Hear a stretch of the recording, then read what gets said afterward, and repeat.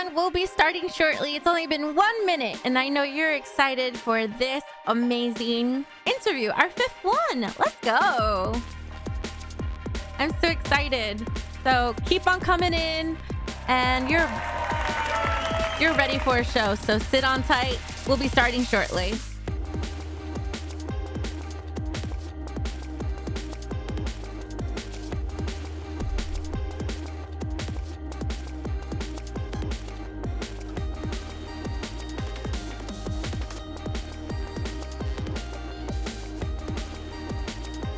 Okay. I think we're ready. I'm ready.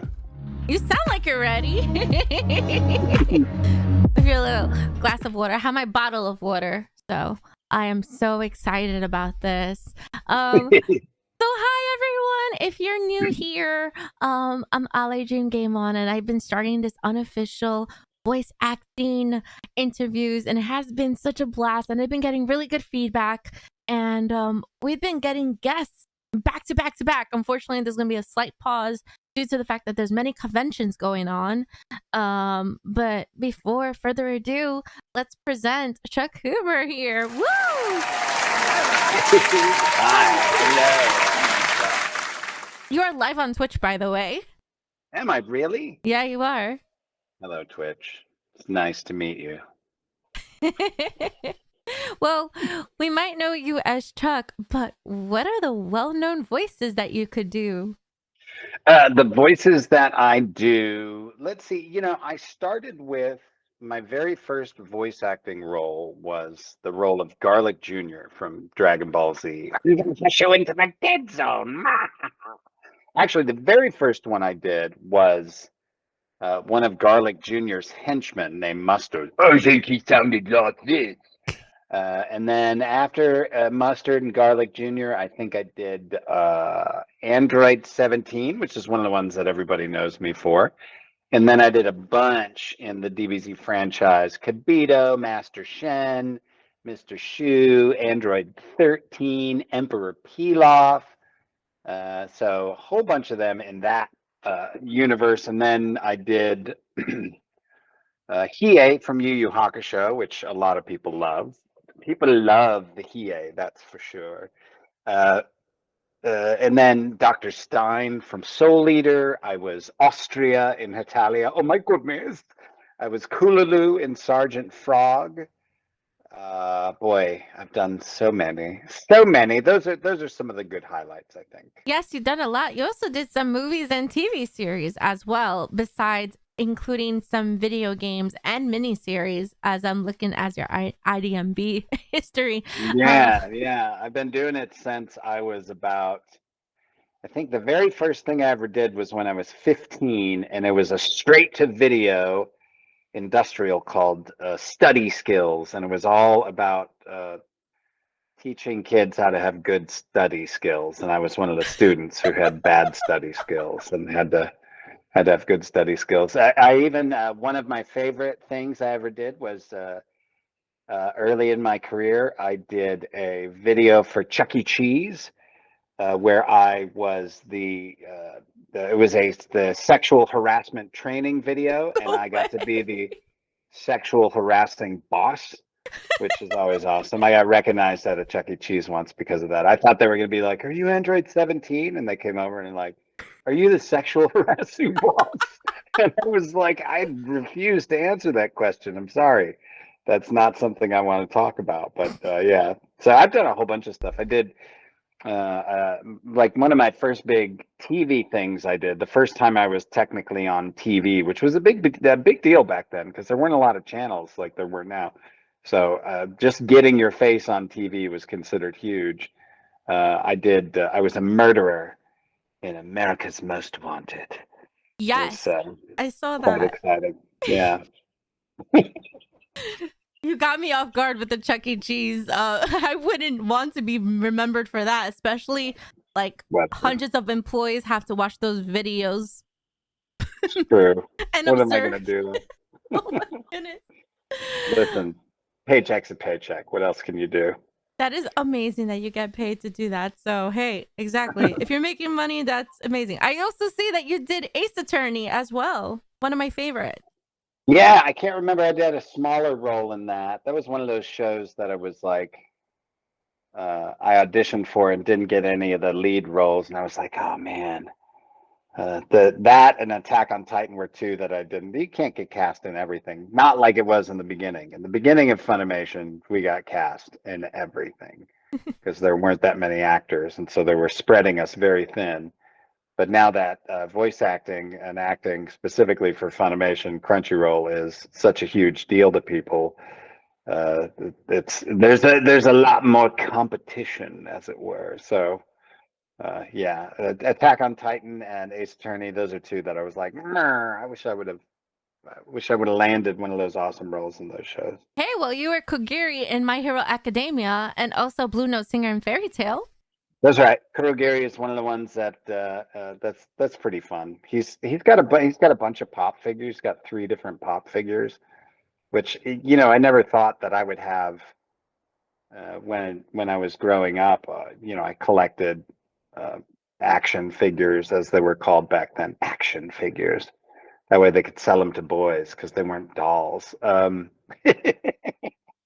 Somebody came up with that. But yeah, I never thought I would have characters that were associated with me that had toys associated with them. So that was kind of amazing. How many do you sign? Like, maybe give me a number because probably you signed dozens of them in conventions. Yeah, as far as pop figures, usually, usually a dozen, couple. Depends on the size of the convention. Huge convention, you might sign, I don't know, 100. A smaller convention, you'd sign 10 or 20. What is the most memorable moment in what convention, and what convention you are looking forward to in near future? I'll take those backwards. The convention I'm looking forward to in the near future. Well, this weekend I go to Oklahoma City, and I am looking forward to that. I like conventions that I can drive to, and Oklahoma City is only 3 hours away, so I'm just going to drive instead of fly. Because it takes about the same amount of time by the time you get in there and get your luggage and all that stuff. So I'm like, I'd prefer to just hop in my car and make it to the convention. And it also means I only have to go for the Saturday, Sunday. I don't have to get in a day early, which gives me an extra day with the family, which I always enjoy. But a convention I'm looking forward to is Thy Geekdom Con in Philadelphia, which is May the 21st. Make me make me make me put on my old man glasses and look at my calendar. Yeah, oh, May 26th, 27th, and 28th. I In haven't been to Philly. Philadelphia. Nice. Yeah, I haven't been to Philly in, I don't know, maybe 15 years. So, and it's an interesting city. It's a fun city. Also, the bunch of the other guests are friends that I've worked with for years, either in film and production. Martha Harms and Brina Palencia and Mike McFarland and Eric Vale and Trina Nishimura. So it's a real fun group of people. Real. It should be fun. That's all I have to say. It should be a fun time. If you do get in contact with Eric Vale, please let him know I've been trying to contact him for an interview. He's so hard to reach. He's big time now, man. I remember back in the day when he wasn't big time and he was but now that he's Shigaraki, man, he's huge. The kids, they love him. I've been talking to his assistant. Trying to get in contact. I'm no help. I can't help. I'm just kidding.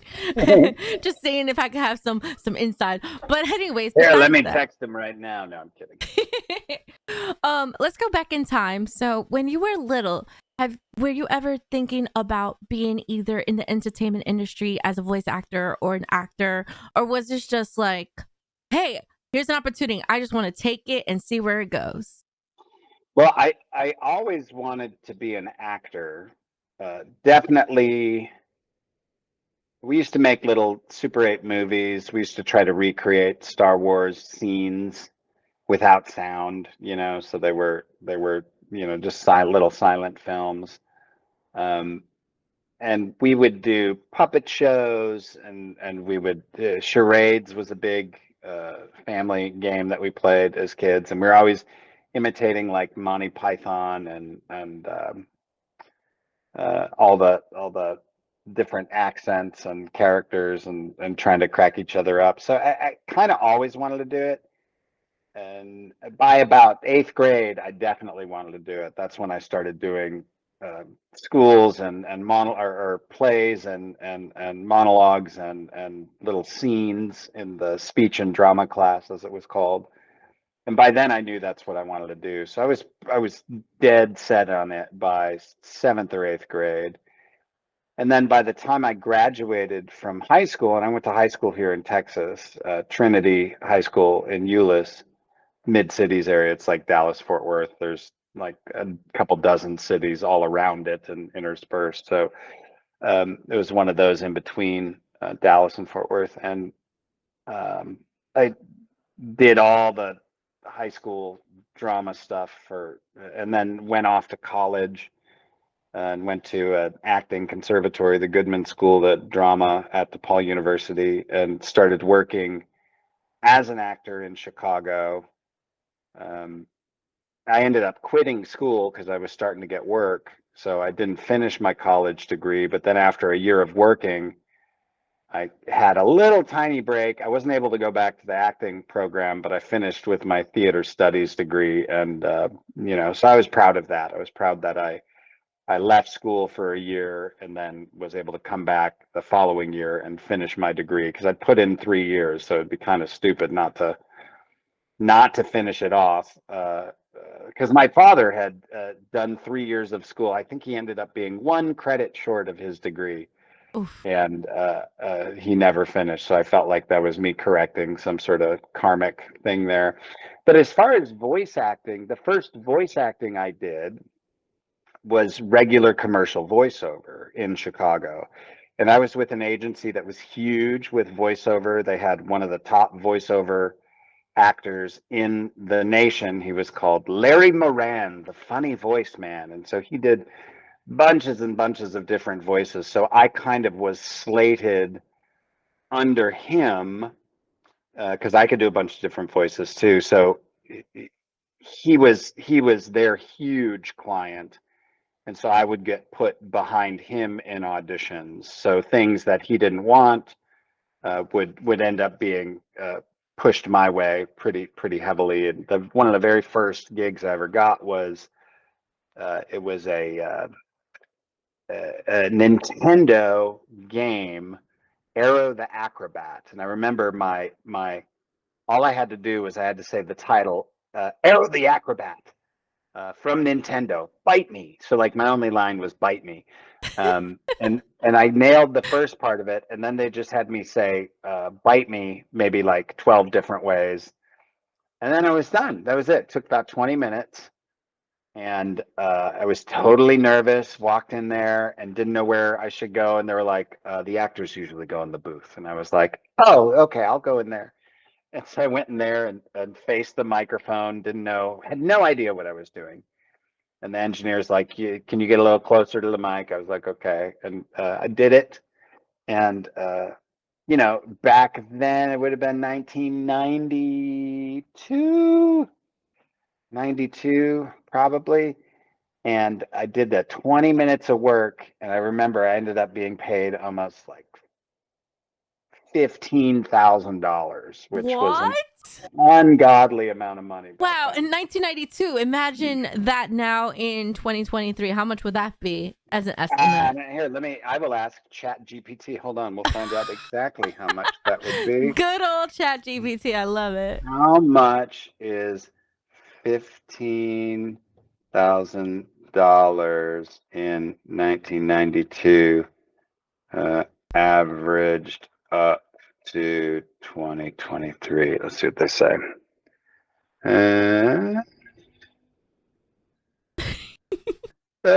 Not that much. That's 31,000. Someone So said still. 32,000 in chat. Oh, did they? Oh, nice. someone in chat beat Chat GPT. That's I know, incredible. right? Oh, talk about chat. Yes, we are live on Twitch, Chuck, and we do have a question if you're willing to answer this question. Nope, I will not entertain questions. I will only monologue. No, I'm kidding. Yes, of course. What was the question? Oh, well, Little Geek 88 says, I'm going to ask every interviewee this question. Do you express thoughts in different characters' voices throughout the day? Well, I am known for my voices, and I will enter into different characters throughout the day. Not typically my anime characters. They're typically, I have kind of a British person I do, or a Scottish person, or an Irish person, or a Russian person. So it's more dialect work, and I more do it to keep myself fresh. I will drop into different dialects. I don't generally go into my character voices unless I'm at a convention, in which case I'm doing the character voices all day long, all weekend long. That's, to me, I think that's why people come to the convention. They want to hear Emperor Pilaf. And so I do that. Pretty much we're trained monkeys behind the table, Oh my but goodness. we're very well trained monkeys. We are. We're little dolls with a string in the back of us, and the people come up and pull our string, and we say things. We have another question. This one's from Toothless Night Fury. The question is, do you think they did high kind of dirty, not revealing he was related to Yukina? Oh, yeah, yeah. I, yeah, they. First of all, if you see Kuwabara, tell him to stay away from my sister. But the the ending of Yu Yu Hakusho it's a little problematic. I think they could have done it a little better. It is. I mean, the creator is not great health wise, and I wouldn't want to push him out of retirement to satisfy my whims. His health is more important than Yu Yu Hakusho, but it would be an incredible series to reboot or continue on, because it was left. There were some spots that were just kind of left, like they never resolved that with Yukina. And like I feel like maybe I feel like they resolved it a little bit, sort of emotionally, but never stated overtly. I think and that would be an amazing episode. That would be a fun episode to do for sure. My chat is criticizing my pronunciation of that name. I butchered it That's so all right. That's badly. all right. I tried to fly right past that. I wasn't going to call you out on Well, it. thank you for not calling me. I appreciate it. My chat, nope, they did me extremely dirty just now. That's good. That's good. Keep her legit. Don't let her get away with anything.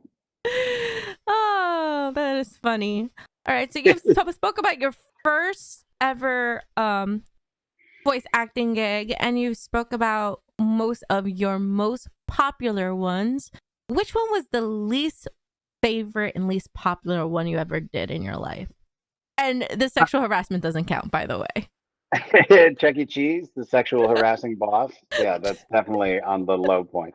Not nearly as bad as my buddy, local buddy here, who shall remain nameless. But in the Catholic Church, you have to take this safety course, and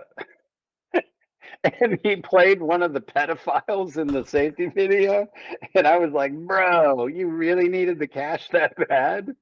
It was so horrible. Oh no, Oh, it was that's amazing. I horrible. texted him right after, and I'm like, "You dirty, dirty bird," and he was like, "Oh my God, I can't believe I did that." But anyway, yeah. So probably my least favorite, and it's really not my least favorite. It's everybody Blerp. else's least favorite, which it really isn't their least favorite. It's just the one they hate the most, which is different from being a least favorite. Is Shao Tucker from Full Metal Alchemist, which Huh. they hate him because he combined his dog, a beloved dog, with his daughter into a single creature. So you're like walking along, cute little Nina, cute little Alexander. Oh, they're Oh my so goodness. cute. Everybody loves them, and then out of the shadow emerges this creature. I think a couple episodes later, because he's trying to keep his alchemist license, and so and the creature's like, half the dog and half the daughter, and it's just like, That's scary. kill me. It's so terrible. There's actually Zelda memes right now because, not to spoil the gameplay of the new Zelda Tears of the Kingdom, but there's memes of that actual image of the girl and the dog because there's this new feature that you could do in the game. I'm not going to spoil it. You have to see it for yourself. But there's All right. memes about it. So when you Oh said no. that, it made me like imagine that. Yeah. Okay. So you could go check that out yourself. It's terrible. Terrible. Oh man, yeah, the internet could So be that's so the bad. least favorite. As far as like my actual least favorite, because I love Shao Tucker. I think he's hilarious. And I think what he did was just and right. And I think you're all just whiny babies for hating it. Not really. I love to torture. I don't really have any least favorites. I will say that I just did a little indie thing recently, and it involved getting righteously angry, incredibly rage filled. And as a young person, when I was actually filled with rage, I used to enjoy that very much because it was very cathartic. But now that I love my life and everything is going swimmingly, I don't really like doing that anymore. So I don't like, Oh, no, and it's not, I don't consider it a bad thing. And part of the deal that the fans give to us by supporting us so strongly is that we get to, at this level, kind of pick and choose what we want to do next. And I came out of the session from my home studio here, and I looked at my wife and I was like, I don't think I like doing that anymore. I don't think I like getting super angry and super filled with rage and screaming. It just feels bad. I used to have this colleague in Chicago named Barbara Robertson. I did a couple of plays with her. She's a very well-known actress there, and she used to say she took on her naturopath, her doctor would say that she took on the diseases of her characters. And Helen Goff was saying something about that too, because he plays a lot of monsters, and that it was starting to affect him. oh no.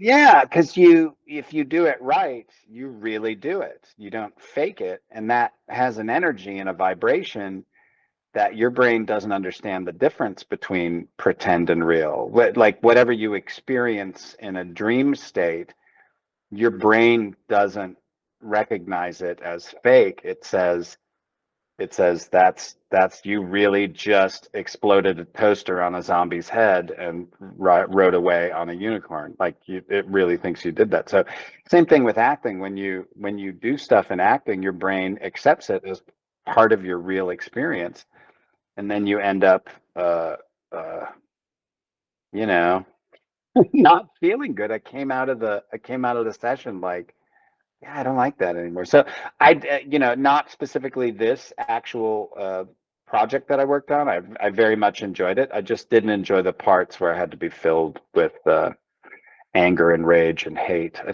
don't enjoy that anymore. I think I would still enjoy it. I think there's something different about doing that on stage or in a film as opposed to doing it in the booth. In the booth, it's like the energy is right there with you alone, and in the on stage you're playing with partners, so there's a little bit less of a reverberation back towards you. But yeah, I don't necessarily enjoy the rage monsters anymore. They're not my favorite. So I have a lot of questions in the chat, but you just brought up a point about like body dysphoria or like basically losing yourself in that kind of mental way. So do you feel it's important as a voice actor to either seek a therapist or seek for mental help to have that nice clean slate of mental health, a realization that, remember, this is fake because of these type of roles that could impact someone's mental being? Yeah, and I would say that you would deal with your own mental health more generally, if you are losing yourself in roles so much that you are becoming mentally unstable because of roles. It is likely a symptom that there is something amiss in your life in general, and you should definitely take a look at that. I'm a big fan of brief strategic therapy. I know some people like to do therapy all the time. I've had a therapist I contact for decades now, but it's usually like, oh crap, this thing is happening and I'm not handling it well, death of a parent, whatever, any of those major life things. Yeah, And trauma.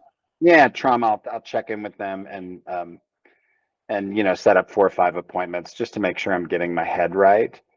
Yeah, I think dealing with your mental health is vitally important. And I have actually just recently, I don't think I didn't invent it, obviously, but I discovered it for myself. And it's been so incredibly effective at eliminating bad patterns in my life. And it's so simple. Because what happens is you have a trauma or something bad happen to you, and your your body wants to remember and recall that because it wants to protect you from it. So it's writing the script of it and telling the story of it to you over and over again so that you avoid the tiger. The tiger tried to get you and you had a trauma over it, except it's not a tiger, it's something else. You were humiliated, or someone was a narcissistic psychopath and destroyed your life or something, like whatever it is. You had a parent issue that is unspeakable, or whatever it is. You have these traumas in your life and they create scripts in your head that you recite over and over again. And what I started to do, and it happened for a very specific I still laugh at it, this is great. A very specific trauma, humiliation that I had, which I can't really go into without uh, doing more damage. But It's let's just understandable. let's just assume that some not so nice people did something to. They pretended it was one thing, but it was actually just for their own personal enjoyment of humiliating me. That's And horrible. no, no, I know. You're cracking It was up, but that's terrible. But horrible. that's the technique. The technique. I was out meditating, walking, trying to discover why I wasn't finding resolution with these relationships in my head, because I haven't had a relationship with these people for years. Hmm. But I was trying to resolve it in my head, and it just suddenly struck me. The universe vibrated towards me and said, "Laugh at yourself. Hmm. Laugh with them. They were secretly laughing at you.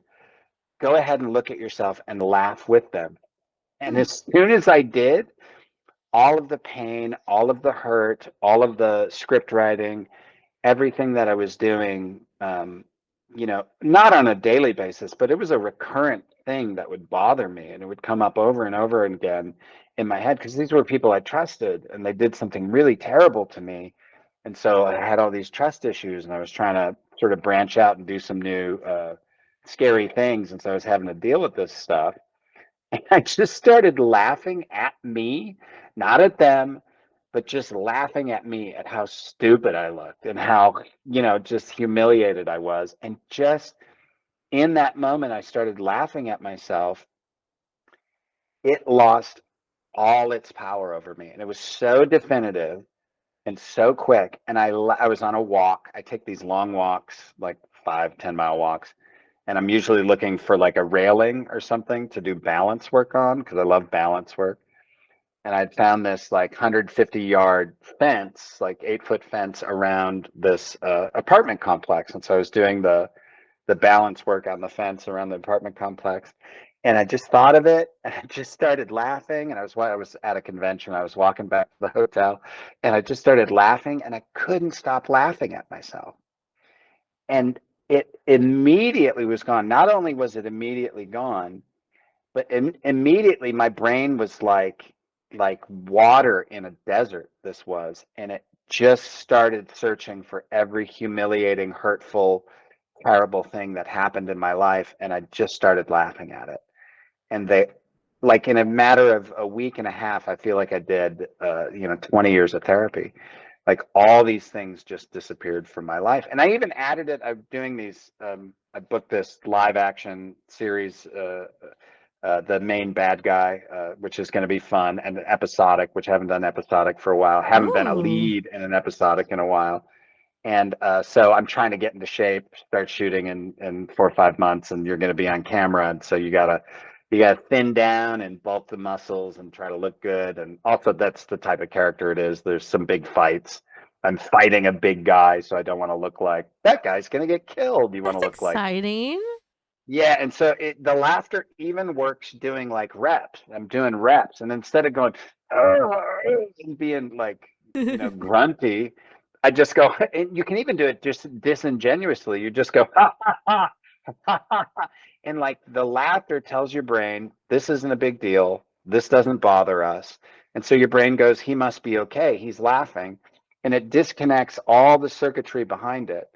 And suddenly you're free, just completely free. I've gone back to my parents' divorce, when people have died, my parents' funerals, like everything that's been terrible in my life. I've taken the time to just laugh at it, and then you have to have kind of a cosmic, universal perspective on it, and understand that this is not that serious. I know life is deadly serious to us, but it's a Bill Murray quote. There is no situation in life that is not helped by relaxation. Even if you're running from a tiger, it is better to run at top speed in a relaxed manner than it is in a stressed manner, because you're going to be able to run further and faster because you're relaxed. So it's like, the laughter helps with the relaxation. And I use it when people cut me off on the highway, and then uh, someone's bothering me, or I'm hangry because I haven't had anything to eat. I'm like, you're hangry, and you just laugh at it. Your body goes, oh, I guess we're okay with this. I love that mentality, and I love the fact how even with that kind of situations and stuff, you actually could, if you're like a villain, you actually could find your villain laugh through that if you think about it. Yeah. A lot of the villain work that we do is based on the idea that you are not a villain. The villains believe what they're doing is good and right and just. They're trying to achieve some measure of justice in their mind, what they think is just. And yeah, that type of laughter, it's a very similar thing. When a villain is laughing in that way, it's wow. Are you saying I'm turning into a supervillain? Is that what's No, happening? not. I'm just saying that that is a good tactic for those who do play as villains, because Yeah, that for could sure. help them get into the role, due to Yeah. the fact of pushing the personal life out of the mind and focusing on what's in front of them, which is the script or maybe the dub that they have to follow. Yeah, yeah, yeah. Oh, yeah, for sure. So yeah, if you are dealing with something and you got to get in the zone to do the work, whatever it is you're dealing with. I mean, a lot of actors use it and put it into the work, but you could also just laugh at it, and then, for a lot of actors, that's why we do the job, is because when you do it the right way, when you are actually an actor and you um, find yourself transformed in the role. That doesn't happen as much in the booth because it's short little snippets. It happens quite often in theater, and many times in like the master shot, and extended scenes on film or television work, but especially in theater, you lose yourself in that role. I mean, I've performed on stage after dear friends have died, after parents have died, because the show must go on. You can't be like, I'm going to take off today because, oh, hold on. Oh, it switched to speaker. Never mind. My earphone died. Oh no. Yeah, but I can hear you It sounds still, so super don't worry. clear now. Oh, so it was the stupid. Oh man, I got to figure out how to work Twitch. See, this is what I wanted. Remember at the beginning, I was like, "Do you think it's clear? Is this better?" So now your voice acting would definitely sound much better. Well, very good. Now I shall be Kurogiri. Um, Yeah, so one of the reasons we do the acting job is because it short circuits everything that's going on in your life when you do it right. You forget everything. And like I said, there are moments when I've gotten on stage, you know, almost immediately after finding out something terrible, and you just have to suck it up and you get on stage and you come off stage and you're not as devastated.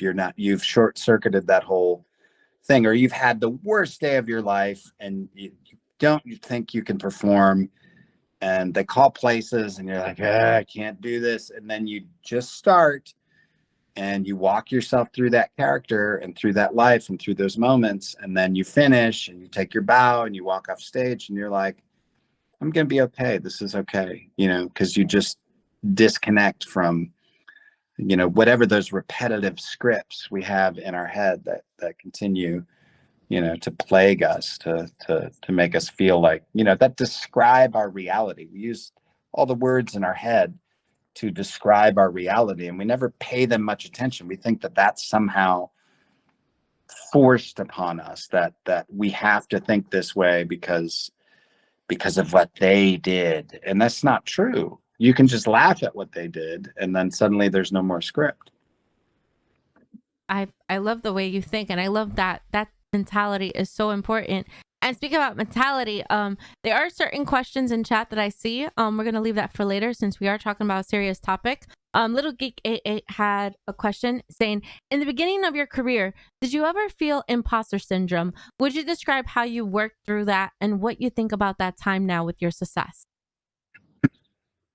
Not early in my career. Never felt like an imposter.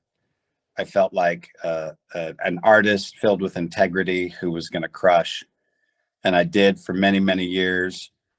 I would say the imposter syndrome came probably mid-COVID or after COVID, as I started going, nah. It was a brief moment of like, what am I doing at the why people don't want to see me at a convention? What do you and it came about because I wasn't connected to my core principle as an artist. I was just doing the job of conventions, and they're beautiful and I love them, and that's probably one of my favorite things about this career as a voice actor, is getting to travel the world and meet all the fans, and the fans are the real boss.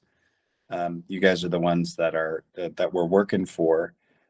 But the imposter syndrome came about because I wasn't fulfilling what I knew I could do as an artist. And the moment I picked up the laptop and cracked open, script number one or script number two, whatever I'm working on, and started really digging deep, sinking my teeth into it, and making some reality happen on the page. Uh, uh, all of that went away almost instantly, and I was like, oh, that's why I felt silly, was because I wasn't meeting my own expectations of myself. And that, I know for people starting out, or for people just starting to get a little bit of traction in the business, the imposter syndrome uh, can be a lot stronger, or you don't feel like you deserve it. But I would suspect that the same remedy is going to be helpful to you, that you just you sink your teeth into something that you love and you want to do. And as soon as you do that, imposter syndrome goes away, because you're like, nope, I recommend it to students all the time. I say, you should always have something that you are working on that is yours, that nobody has to give you permission to pick up and play with and pretend and imagine and dream. I don't care if it's a 5-minute short about, a pencil. Hello, I'm Mr. Pencil. No, it doesn't matter what it is, so long as you have something that's 100% in your control and nobody has to give you permission to do it. That should be the the the star to your wandering artistic bark in the ocean. Like, you should have something your eyes are fixed on. I know a lot of people fixate on, like, I want to get into Funimation, or I want to do video games. And yes, that's great. All those things involve somebody else's permission. And if you're only an artist when somebody else gives you permission, you're going to feel like you're not an artist, because many times you're not. If you're an artist, you want to do the job. You want to do it, and it doesn't matter. You can just do poems. You could read a book of poems out loud. There were times in my career where I had nothing going on, and all I would do is read Shakespeare sonnets out loud. That's beautiful. Yeah, and you feel good, and it makes you feel good, and it gives you something to do as an actor, and you don't feel like you're wasting away waiting for someone to give you permission to be creative, to have fun, to play. That is the core of what makes you a good actor, is your desire to do that stuff. So if the core driving you is, I want to be in that thing, that's okay. That can be part of what drives you. But fueling that should be something that is wholly your own, that doesn't take somebody else's permission for you to do. Wow, that's really deep. And of course, like what you said about the pencil, that's really nice, because you are not tearing apart that person's dream. You're letting them live that moment and dream, and putting the momentum, especially if they put their heart into it and effort in it. Because sometimes people are like, yeah, I'm going to do this, but they don't put effort and work. Like, for example, me, I took risk in reaching out to you for you to interview me, and you could have said, I don't want to be interviewed by you. I don't want to know you. Who are you? But you took the initiative and you said yes, and I'm very honored to thank you for that once again, Chuck, for your time. It's my pleasure. It's my pleasure. You guys are what makes this industry function, for sure. I love that. And the chat said that was very powerful what you said.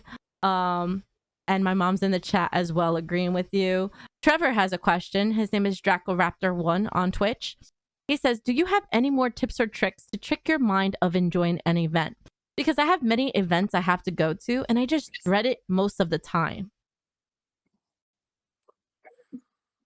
I mean, this is the other thing I tell students, is that if you are not, and this is specifically related to while you are personally acting, but it can be applied in other places as well. If you are not having fun while you're acting, you should adjust what you're doing until you are having fun. And that will usually elevate what you're doing as an actor. So the same thing could be applied to an event. What can I find in this event that I do find fun? How can I shift it, adjust it so that it does bring me joy, it does bring me pleasure? Or if something is not, I'll give the example. I tried for years and years and years to make commercial auditions, and I did them for 2 decades and succeeded very well at them for many, many years.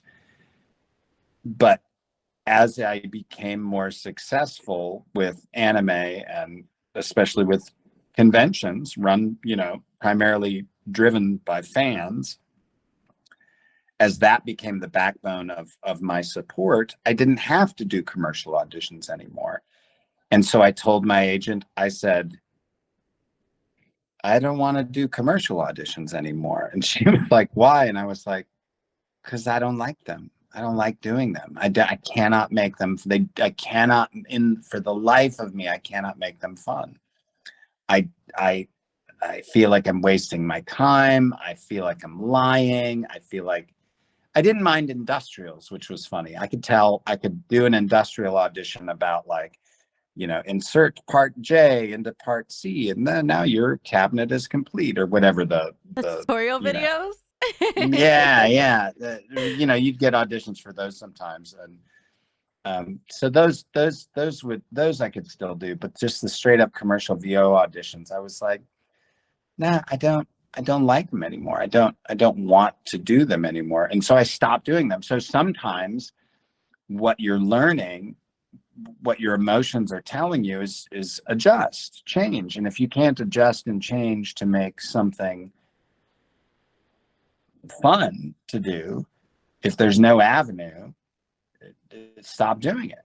There's, that a lot of times the universe is going to give you, if this were a video game, your emotions would be the little highlights that tell you which direction to go on a map, God of War, how you're like, oh, it's kind of golden there, so I know that's where I climb. Your emotions are those golden flecks, telling you go this way, don't go that way. And I always tell the students that they need to listen to those emotions. And there's a difference between like, oh, I'm frustrated and it's difficult, because if you can't handle frustrated and difficult, you should probably choose a different profession. But honestly, I don't think there's any profession that you don't have to deal with frustrated and difficult. But so it's not about like, don't have a work ethic or don't try to push yourself further. Many times, if I'm not enjoying something, it's because I lack a challenge in it. And there's almost always a way to make something more challenging. If you're doing events and you've been doing them the same way it occasionally will happen with me. I'm doing conventions for 20 years now. Oh, wow. And occasionally I will get a little stagnant. And that's usually when I go, oh, you know what? I'm going to change out some of my panels. I'm going to do a new and different panel. And so my panels change every year. Not every year, every 3 or 4 or 5 years, I add a new one and take one off. Or I figure out, where am I going to be? Is there something in that city I can do? For a long time, I was doing conventions and staying over the Sunday night instead of going home, because I was a little bit homeless. And so I wanted to stay the extra night in the hotel instead of go back to my car where I was living in my van, where I was living in a parking garage. Not as fun. But those Sunday nights, I would get sad, because conventions on a Sunday night are always very sad. So I would look whatever city I was in, and I would try to find a band to go watch, or a comedian to go see, or a story time, or it didn't matter. It's just some event on the Sunday night that I could plan ahead of time to go do, and then that would help me through that portion of the convention that was difficult. The whole convention was fine for me, but the Sunday nights were difficult. I think, yeah, Sundays are really tough, especially Sundays are usually the last day of the convention. Everyone's saying bye. And it's just, conventions are just a way to escape from reality and to be who you are without being judged, which is such a beautiful experience. And I say that a lot to every voice actor I interviewed, or just a convention itself, because it's just a great experience, and it's a good way to network and just build friendships and relationships. So I think that's really neat. We have a question here by Omar Her 1992. Their question is, as someone who cemented your talent in different platforms such as animation, film, video games, and writing, how do you decompress? My family life has a lot of decompression built into it, just because we enjoy each other a lot. So we stay home a lot. We don't like going out. We have friends who like to go out to places and do things, and we're like, oh no, we don't want to go and do things. That's like adding an extra job. Occasionally I think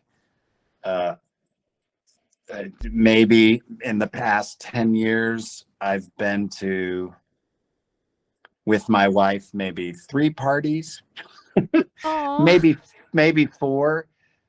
But we've been invited to plenty of them, but we just, if we got a night off, we'd prefer to stay home, just with each other. So I decompress with my wife quite a bit. The other thing I do is I'm an avid hiker. I like to do long through hikes. I did the Wind River High Route, which is, over 100 miles at 14,000 feet. We did a two-part traverse of the Badlands, north to south. I did a solo of the Beaten Path and the Outer Mountain Loop in Big Bend. I've done the South Rim at Big Bend 1, 2, 3, 4, 5 times now, because it's sort of a rite of passage with the kids. You don't get out until you've summited the South Rim at Big Bend, which is quite magnificent and fairly easy. I mean, it's a burly hike. It is like, I forget, like 2,200 feet, like straight up over like 4 hours, and you just are burnt by the end of it because it's relentless. It just doesn't stop. You're like, when are we going to stop going up? But the hiking is probably, and I haven't gone in a while, which is I probably need to. I need to get something on the books, but I will do a big hike, a little mini hike every year, and that's a big decompression, or a big hike every other year. And by big hike, I mean like 7 days or 10 days where you're just out in the sticks, just you and the wilderness, and you just got to figure it out. And my buddy, who I've known since 8th grade, we were roommates first year in college, and but we knew each other in all through high school too, and went to the Goodman School of Drama, and just had the best time in college. He's my hiking partner, and we go. We've done a bunch of them together. So I gotta bug him. But like decompress outside of family and hiking, like on the daily, I take walks, I work out, I do cold plunges. I will occasionally play a couple rounds of multiplayer on Halo. Android Huber on the Xbox. So if you're ever in a Halo game and Android Huber's on your squad and absolutely crushing everyone around you, just know it's me. I do crush pretty hard on Halo, so that's fun. And I like the Halo multiplayer because you can and I used to play Fortnite a lot. I kind of left it for Halo. Good choice. Yeah. When my children were younger, I would play Fortnite with them, and they kind of left Fortnite, so I kind of left it. But I like Halo and Fortnite are good video games for me because I don't want to, like, I tried God of War, but you got to invest so much time in that. And like, you can't really do it for 15, 20 minutes and then set it down. You got to put a good hour or at least 45 minutes to 90 minutes in to really feel like you're making progress in a game like that, or Fallout, or for some reason I was able to do the Spider-Man, both the new one and Miles Morales were the missions, and the side missions were short enough that I could pick it up and feel like I was making progress. And the skill tree was simple enough that I didn't feel like, oh, I'm never going to get this done. So I'd love another Spider-Man game to come out. Yeah, that's how I decompress. Spider-Man is about 20, 30 hours. For completionists is about 45 to 50 hours. So you probably did the main story, which is not so bad. Yeah. Talk about going back to the hiking. If you ever go down to Arizona, would you go to the Grand Canyon and do that hike? We toyed around with the idea of doing, there's a hike you can do, I think it's through the canyon or around, I can't remember, but I think it's outside the canyon, and then there's like a waterfall or something. I've seen TikToks about it. Yeah, and those are probably little day hikes. What we were looking at doing was some big. My buddy Christian, he likes to do big burly hikes where you got to do a lot of planning and a lot of Cal Topo maps and a lot of waypoints, and you got to cache your water and cache your food because you're going to run out in day 6 or day 4, and Our big dream is to do Gates of the Arctic in Alaska, where you got to be bush planed in and have a tracker on your food drop and hope the bears don't get to it. That sounds so dramatic and scary. It's terrible. The first time when I was doing the beaten path in Montana, I started early. It was my first time in grizzly country, and it was a solo. So it was just me. Landed at like 3 a.m, slept for a couple hours, woke up and wanted to get on the trail before just with my headlight. I was like, let's just hit it, because I was sitting in the car anyway. I was like, let's start crunching rocks. And I just started hiking and finally get some light. And I'm along the path. I'm trying to make sure I'm on the right path and everything. And that's all very disorienting, because you don't know where you're supposed to go. How do I start? Am I starting at the right trailhead? And I got about an hour and a half into it. It was maybe 6:30 and getting some good light. And there was just this giant bear paw print right in the middle of the path. And I was like, because I'd just gotten rid of my paranoia, because you walk and you're like, I might be eaten. And then I see this big bear print and I was like, oh, I've made a terrible error. And so you have bear spray and it's got a little safety on the trigger. And so I took the safety off the trigger and then kept hiking and you just sort of go, okay, if I'm getting eaten, I'm getting eaten, but I'm not going to I didn't drive 17 hours to do this hike for nothing. And so you just keep going. And I was stopping to refill my water the first time. It was maybe 9 a.m. by this time. So I'd done about maybe 4.5 hours of hiking. And I went to take my pack off. My bear spray was on my belt loop, and the pack bumped the trigger, and it just for a second, it just went and just sprayed like right up in my face. And I just closed my eyes and my mouth, and I was like, no, I've done something terribly wrong. And I set my pack down, and I didn't have water. I was, refilling my water, but I had a little left, but I had a bandana, and I was wiping my face. Oh, I was no. like, I'm going to be eaten right now. And so I was by this creek and flushed my face out. But that bear spray, man, for maybe a week after I got back, I'd wake up in the morning and, you got little crunchies in your eye for maybe a week. The first morning I woke up, I went,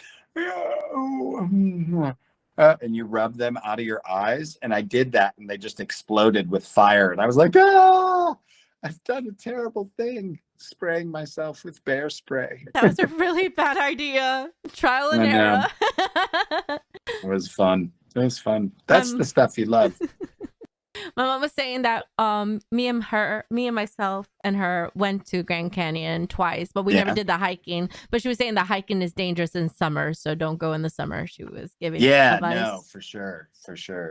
The Big Bend is the same too. Yeah.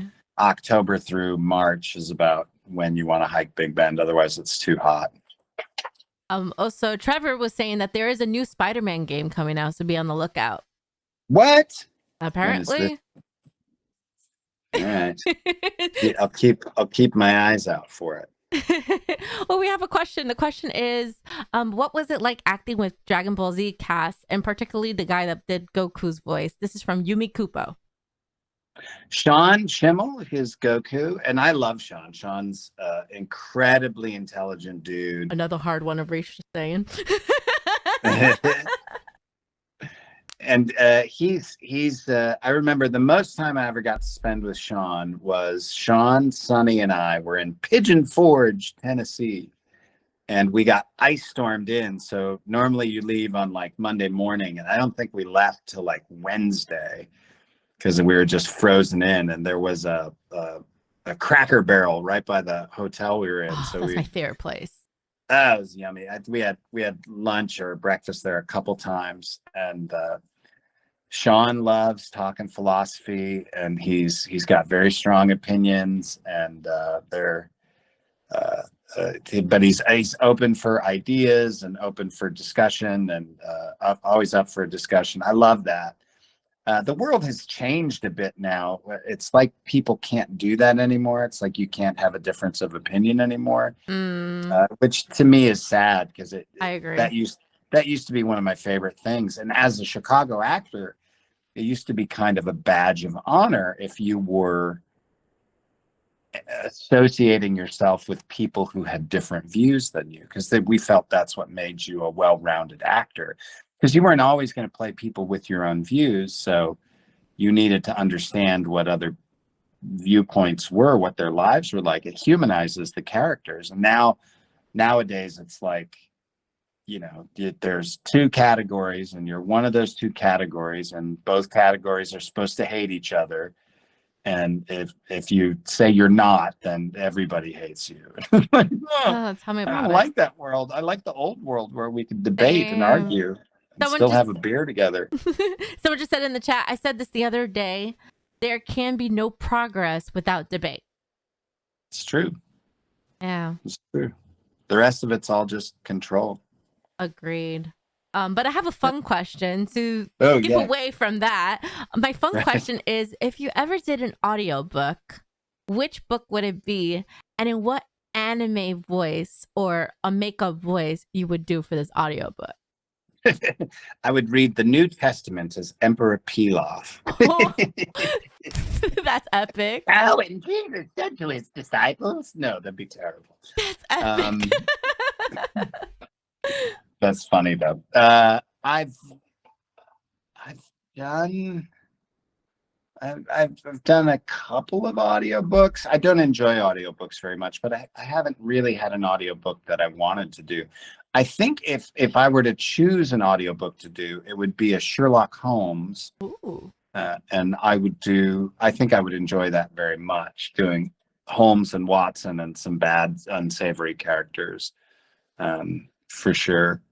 Then the narrator could definitely be a deadpan Android 17, which would be fun.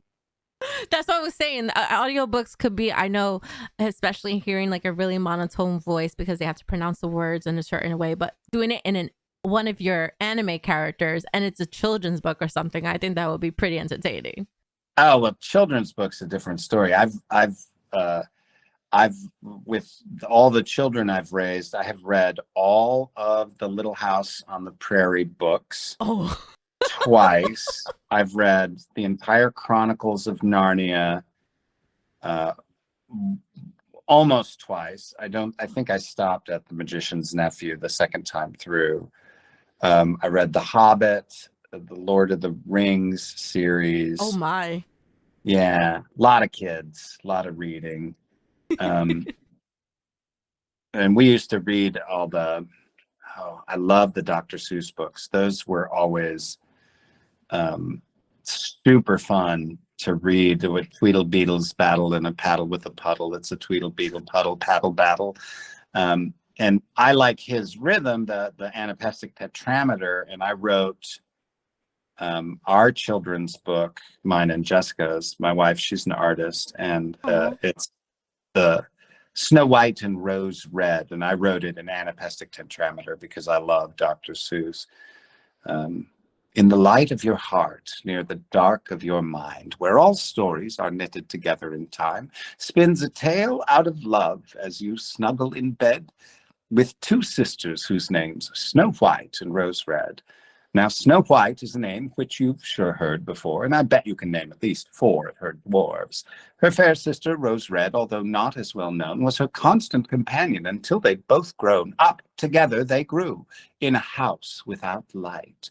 Oh, that is till one day when some wrongs were put right. And then it goes on for like 14 pages. No, I love that. It's a little too long for a children's book. So nice. We have a question here. Question is, ever randomly acted like a character in a public place, like in a restaurant or in a bathroom or anywhere? Actually, I will. Bathrooms are not public. Bathroom. Oh, could you pass me some toilet paper? I typically don't, but if there is a moment, I mean, you're kind of being selfish if you don't do a character voice when you see someone like with an Android 17 t-shirt on, or someone who's obviously in love with Dr. Stein, or like, it is fun to do that for people when you're in public. They'll go, oh, occasionally they'll freak out. Oh my gosh, that's so cool. Oh, and they'll think it's amazing. And then occasionally there was one girl, she was I think she had a Dr. Stein t-shirt on, and I did the voice, and I don't know, I said something like, I don't know, I'm going to dissect you or something. And she was like, yeah, that was pretty good. It's like, no, it was perfect.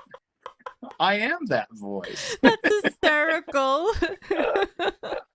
Oh my.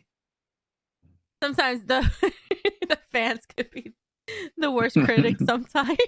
No, it's all right. Everybody's entitled. No, that's pretty funny though. That's funny. Oh, it's especially hilarious. You are the voice. And my wife was there too, and she was busting a gut. She thought it was funny.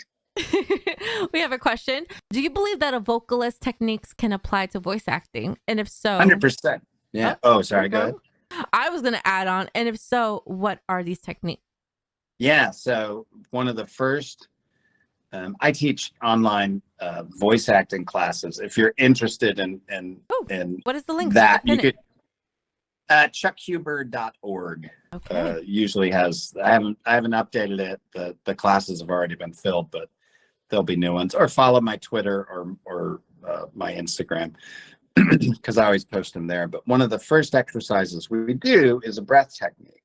I did it just before this in a private lesson with a couple of students, and the strengthening of the diaphragm, the expansion of the lungs, and the breath control, incredibly important in voice acting, especially, and stage acting, especially Shakespeare. Not as important in film work. You kind of have to flip it in film work and relax all that stuff so that you're not pushing so hard. Sometimes I will go from, there were many times in my life when I was working on stage while filming stuff, and so you would have a hard release time to make your curtain call, and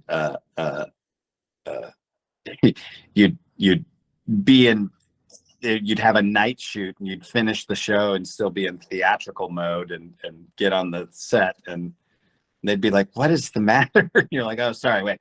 And you have to forget all the sort of breath and stage technique. But yeah, the vocalists, those mechanics are all exactly the same in terms of, knowing where you're going to breathe in a line, and making sure you're sustaining. Like a very common note for actors is you fell off at the end. Try to sustain the energy all the way through the end of the line, so that you're not saying, oh, you're not finishing the line like that, so that you're making sure to finish the line. And all that's the same as singing. It's the same notes you get as a singer. I love that. That question was by Jay Blaze Plays. That's a tongue twister.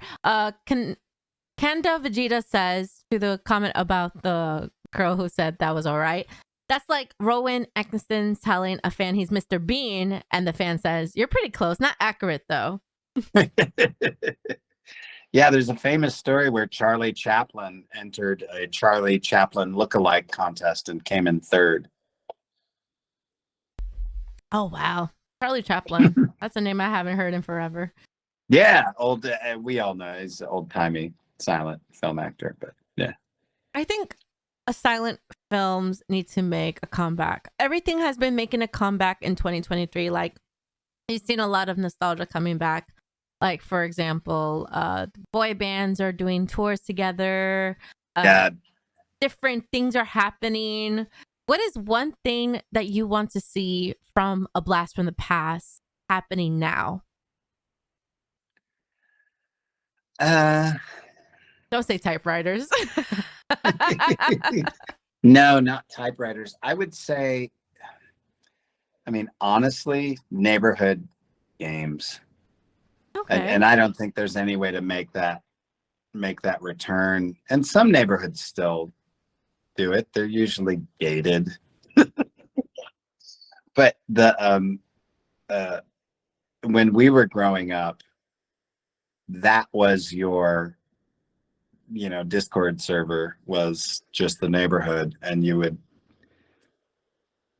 someone was saying the other day, why would you drink from the hose?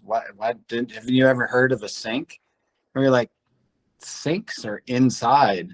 The reason we were drinking from the hose was because we got breakfast, and then during the summer, your parents literally kicked you out of the house. Don't come back till lunchtime. You got to have a little half-hour, 45-minute break inside to eat a PB&J and some chips, and then you were kicked back out until it was dark again. Like you weren't supposed to come home. And so the whole neighborhood had all these, you meet up with different friends, you go look for seashells on the beach, you play kickball, kick the can, go bike riding, big thing, blow stuff up, steal some black powder from your dad's shotgun shell refilling station. Wait, what?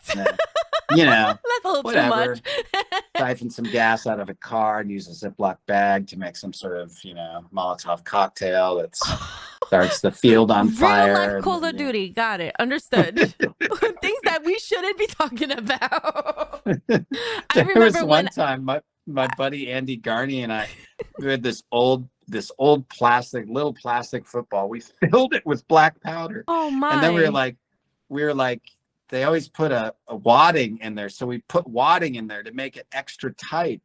And then we took a wick from like a Roman candle and put it in the little hole, and we lit it, and it made such an explosion. It left like a divot in the ground that was this big, and we were like, holy cow. I don't know, we were like 3rd grade or 4th grade. And we were like, oh my God. And we were sitting there for what felt like eons. And then finally the football fell down between us. And we're like, oh my God. I am surprised. As much fun as that would be to have neighborhood shenanigans come back like that, it was a little dangerous. There's a little bit of danger. The only thing I remember when I was an adolescent, it's kind of a blur because I'm like now more of an introvert than an extrovert ever. But I remember when I used to live in New York and I was little in a neighborhood, and my curfew was, I think, 8 o'clock, 8:30 at night. I couldn't be home later than that. But the games we used to play was Manhunt, Cops and Robbers, Hide and Seek, Tag. Right. When it was a snowy day, I used to use the cover of a garbage can to slide on the snow. That's right. The cookie sheet. Sometimes these get kids using a cookie sheet to slide in the snow. I do miss that. I love that technology does bring lots of opportunities and like these. Me too. But technology has definitely destroyed civilization and different things. Destroyed the outdoor server, man. Nobody goes on the outdoor server anymore. Guilty. It's true. It's empty. It's a ghost town. I'm guilty. It's like those Minecraft servers that turn into ghost towns. You're like, oh, I miss it when everybody used to go to blah, blah, blah in Minecraft. Or, I don't know. Maybe everyone still doesn't, but Bed Wars or whatever. No, I've heard about Bed Wars, but the newest thing now is the VR chat. Everyone is in this VR world talking with each other and stuff. I don't know. It's okay. Step away from that. Unless you like troll them in your Android 17, then that would be entertaining content. But yeah, don't do it. I dig VR. I mean, I'm not poo-pooing VR. There's no stopping it. There's nothing, people who are like, Luddites and really just like technology, like, shut up. You grew up with electricity and running water. That's technology. So, you didn't have to go to the well. You didn't poop in a hole, so, but there's no stopping it. But I do think that you've got to, I'm really proud of my son. My son is turning 17 next week, and he and his buddies do this thing, and they got this group that they all rock climb together, and they camp. They usually find a place to camp because they want to be away from parental control, but they really, you know, getting hotels kind of janky. It's way cooler to be out in the wilderness. But they all do this thing when they're at somebody's house. They all put their phones in a drawer, and then they just play poker or goof around or play basketball, and they'll do that, and then they'll take a break, and everybody gets their phone and checks their text messages. But they'll go for hours and hours without their phone. So and they've actively cultivated that. They've actively cultivated this group that gets together and does stuff in the real world. And I mean, some of the stuff is stupid, and I'm like, don't get arrested. That's dumb. You know, and it's dumb stuff like messing with people at the Walmart. They all get on, put, you know, sort of YouTube pranky type things, put on Walmart shirts and direct people to run. They all bought plungers one time, these $2 plungers at Walmart. So they bought like 14 plungers, and they were, you know, throwing them at signs or whatever, trying to get them stuck on signs, you know, after they, you know, but it's like, that's harmless. They're not doing anything That's bad. fun. Yeah. They're out in the world, so I can't complain about it. So, you know, I will condone it, but that's fun. They're having fun. Yeah, and I don't. I mean, he's, to me, when there's a little bit too much making children infants for too long. To me, when you're, you know, I go with what I learned in Dublin. I was in Dublin, and what appeared to me to be a child walked in the bar and asked for a cider, and the bartender gave him a cider, and I looked at the baby child that walked away from the bar, and I was like, what's the drinking age in Dublin? And he went, puberty. And I was like, oh, okay. Wow. And that's not really the case. I think it's actually 16 or something. Okay. Maybe I'm wrong, but and then I asked the bartender a little more about it, and I was like, what tell me more about it. I forget how we got into the conversation about it. And he's like, well, I'm not going to let him, you know, knock back, you know, 2 fingers at Jameson every 20 minutes and have him just, you know, bleary eyed and not able to walk. But, you know, a 16-year-old wants to have a cider, you know, a couple of ciders an hour. That's not going to, you know, he'll be fine. He can hold his liquor that way. You know, so the bartenders are aware that children drink, and they help them learn how to drink responsibly.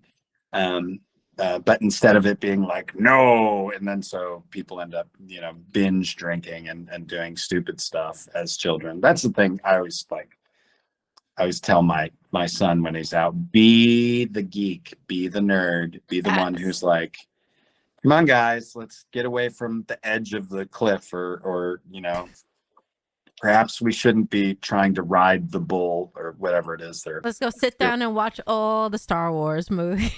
Yeah. Be the nerd. I love that. Canada Vegeta says 14 plungers, play fake pirates. Play fake pirate. I don't know. All right. Trevor wants to share an experience. Trevor says, OMG, once a school semester, me and my fraternity brothers go out and camp for a weekend to get away from the world.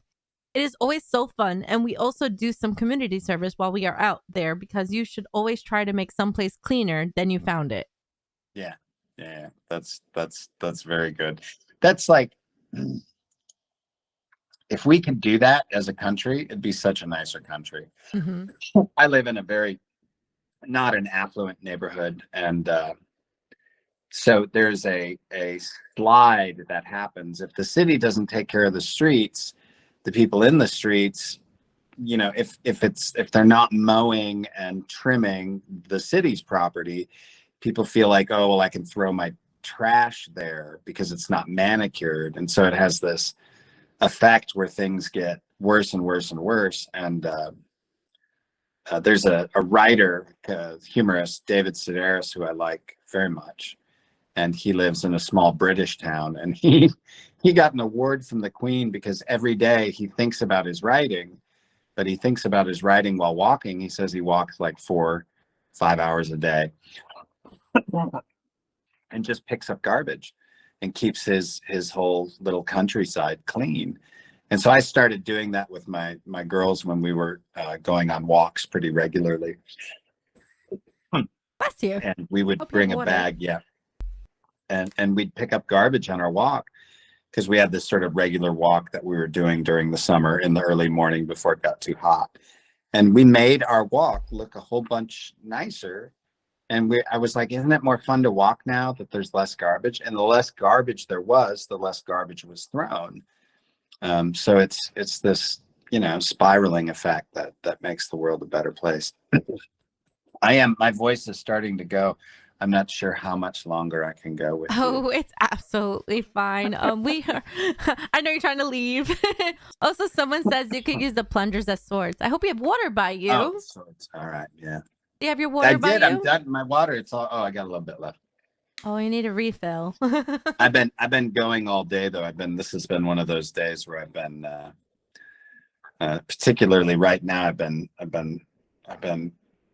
speaking for, I don't know, 5 hours now. So I'm reaching the end of it. I want to thank you because you do need that vocal rest. And whenever you have to go, just let me know.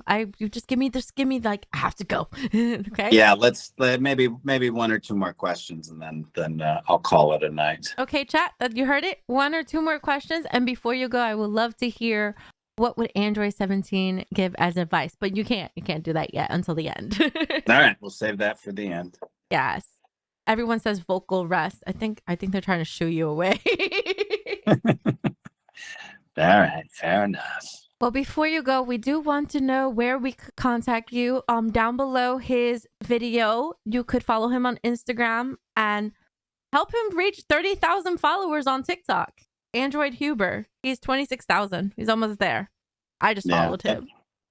chuckhuber.org. I post class information, or you can always just email me at fireflyworks@gmail.com and say, hey, tell me about classes, or just email me and be like, explain to me why hiking is so fun, and I'll be like, I'll explain that to you. Oh, that's nice. I like that. I shared the email address and I did pin your website, so if someone wants to check. Okay.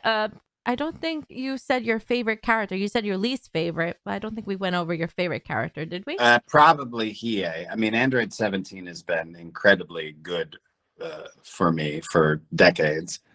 So he's obviously up there, but he was a lot of fun to do. And he was kind of one of those anti-hero characters that's, just a blast to be like, am I going to turn on you? Am I a good guy? Am I a bad guy? And you just get to play with it. So he was super fun that way.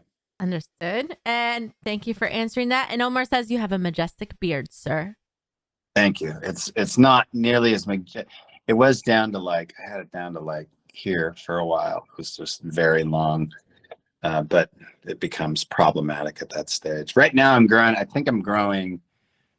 grow a nice long goatee for this role I'm doing. Just a nice long, evil looking goatee. I could totally see you as a villain. Absolutely. playing the bad guy. Well, once again, Chuck, thank you so much for your time. And to end the stream, I would like you to give us advice in your Android 17 voice, if you're able to. I don't want to force you. If not, you could just give advice in your Chuck Huber voice. Android 17 is very close to me, but if he were to give advice, he would say, do what you want to do. Nobody else is going to do it. I appreciate that. Thank you so much. Please, Chuck, stand by for at least 3 minutes so I can talk to you right after stream. Sure. Thank you everyone for being here. Once again, be sure to check out chuckhuber.org to check out the classes. I did put the email address, fireflyworks@gmail.com.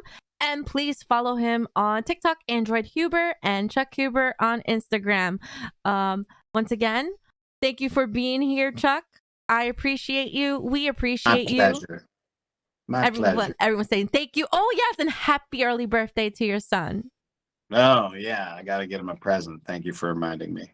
You could just record your voice and... No, let me stop. He wouldn't care about that. Aw. Okay. Well, we're going to put you on standby, Chuck. Be sure to follow him on all the social medias.